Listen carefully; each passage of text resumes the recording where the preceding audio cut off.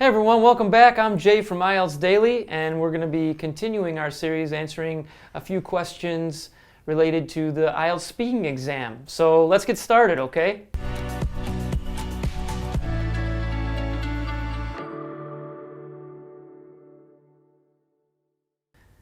So today specifically we're going to be looking at IELTS Part 2 in the speaking exam, and I have my good friend here, Chris, who's going to be giving me some questions. How are you going, Chris? I'm doing fantastic. Hello students, I hope you're all really well. Today's question is hard. I'm sorry, Jay, all these questions are hard. Okay, so you'll see the question on the screen now, which is describe a recent purchase that you had a problem with the first time you used it. You should say what you bought, when you bought it, where you bought it, and say what the problem was. Jay, I think this is a really tricky question, and I would struggle in the test if I were you. So what we're going to do is you're going to have some time to write your answer. I will give you a minute to prepare, but we'd love to hear some of your thoughts. Good luck with this one because I think it's hard. Your minute starts now. Thanks, Chris. And yes, this is a very difficult question. Usually I can come up with personal examples when I answer these questions, but in this case I cannot. I don't have an example to use here, so I'm going to have to make something up. And that's one of the things that you might have to do during this part of the exam. So what I'm going to try to just come up with some ideas right now. I'm going to say I purchased a Google Pixel 2, which is a mobile phone. I bought it 3 weeks ago, okay, at JB Hi-Fi, which is a electronics dealership, and the problem was the screen did not work.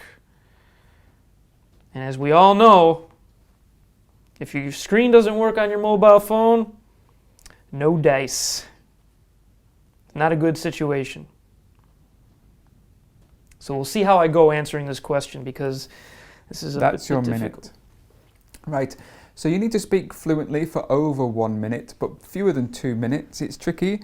And try to tell a story. Try to talk as much as possible, and I'll be writing down some of the wonderful language that you use. Your time starts now. Okay, thanks, Chris. So the question is to describe a recent purchase that I had a problem with the first time I used it. Quite recently, probably about 3 weeks ago, I purchased a Google Pixel 2, which is a mobile phone. Many of you might know what a Google Pixel 2 is. I purchased it from JB Hi-Fi, which is an electronics dealership in the area. And when I got home and opened the box, tried to set everything up, after I had plugged it in, charged the phone, make sure it had a strong battery, I noticed that something was weird because usually when you plug in a brand new phone, even if the phone isn't turned on, the battery symbol or an image of the battery will come on when you plug the phone in. And whilst the phone was charging, I noticed that that little symbol didn't come up. And I was like, oh, that's strange. And I just kind of put it out of my mind. I just let it go, thinking that it wasn't anything. And sure enough, after maybe about a half hour, 45 minutes of letting it charge, I went and grabbed the phone and I hit the power button and nothing happened.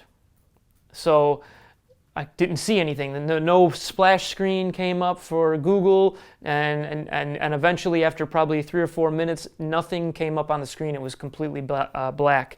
So I think I purchased a faulty phone, or there was something wrong with the screen, and I had to end up taking it back to JB Hi-Fi, and I had to show them what happened to the phone, and they were able to give me an exchange on that. So, you know, sometimes these things happen, and you just have to, you know, deal with them as they come, right? So that's about it for this one. How'd that go, Chris? That was 1 minute and 56 seconds. Almost really 2 minutes. Almost 2 minutes. Wow. That was one of your longer speeches. So I think telling a story, even if you don't know about this story, could be a good piece of advice for students. Tricky. The thing which I didn't really like about your speech, but it's not a problem with your language, it's about the beginning where you repeated the question. I normally avoid, and I tell students to avoid repeating the question where you said, so I want to talk about something that I bought which had a problem, and I'm going to talk about when I first Do you know why I did that? buy yourself some time. Yes, to extend my response, because I knew going into this question that it was going to be a difficult one for me to answer, and I was worried that I wasn't going to get to the 1 minute mark. But I think you've shown that you can do that, so you don't need to repeat the question. I like the language of the use weird.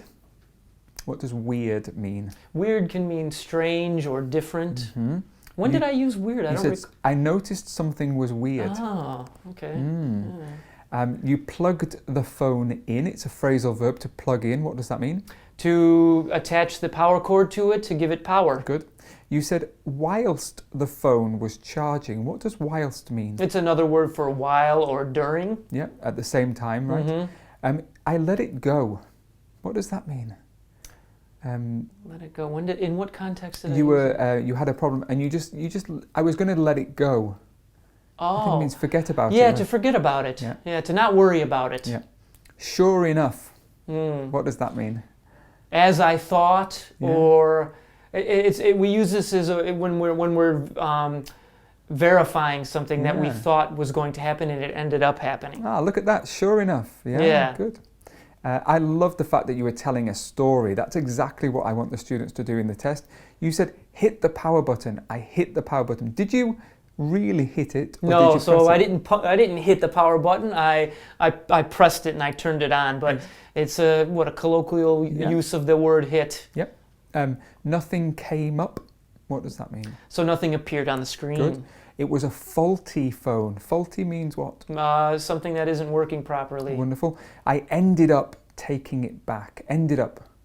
So ended up is another way of saying at the end of this situation, I did something. Good. And you would use it with a verb afterwards. So I ended up going. I ended up taking it. It would be the verb in the ing form. Yes. Good. And at the end you said sometimes these things happen. Yeah? That's life, right? Yeah, that's life. Good. I love this one. It was a great story. I think this would definitely be a band 9. What advice would you give if they didn't really have any ideas? Well, like I said, when I was taking my notes for this, you just have to try to think of something on the fly off the top of your head, and you might have noticed 2 tactics that I tried to use for this response. I used one unsuccessfully, which I will make sure I don't do in the future, which is to repeat the question, so don't do that. But one thing you can do is you can try to slow your speech down just a little bit, because by slowing your speech down, number one, it gives you a little bit more time to think of a response and to think of what you're going to say next. And it also spreads out your answer to try to reach that 1 minute. I'm not saying to slow down ridiculously slow, but enough to just kind of maybe help you reach that 1 minute if you're having trouble. I agree, yeah. It's good, 2 good points there. The other point is that I would say going off topic is absolutely normal. So you could start talking about one particular device or something that you bought, and suddenly in the middle, maybe 45 seconds, you say, I've just remembered another thing that I bought. For example, I remember this car that I bought and it had lots of things wrong with it. You know, there was a broken windshield and there were some faulty lights. I took it back to the dealer and he wouldn't believe me. He said he sold it, and just tell a story. Yeah. Anything that you want. Great. That's it for me. Thanks, Jay. Okay, well that's it for me too. Thanks a lot everyone for watching, and we'll see you next time. See you later.